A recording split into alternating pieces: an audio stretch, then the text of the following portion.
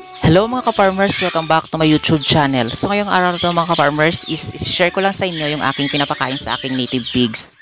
Ito mga ka-farmers is balat ng pinya. So mga ka-farmers, ang pinya is rich of fiber mga ka-farmers. Mas maganda talaga mga ka-farmers yung ipapakain natin sa ating mga alagang native pigs is yung mga pagkaing tira-tira natin mga ka-farmers o mga balat ng gulay. Kasi mas maganda talaga yung ating mga native pigs at saka syempre healthy sila mga ka-farmers. And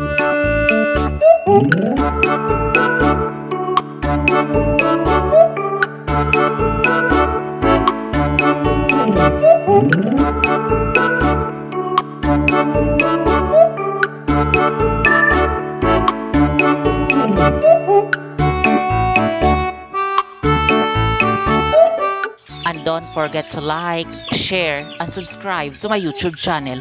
Happy farming mga ka-farmers!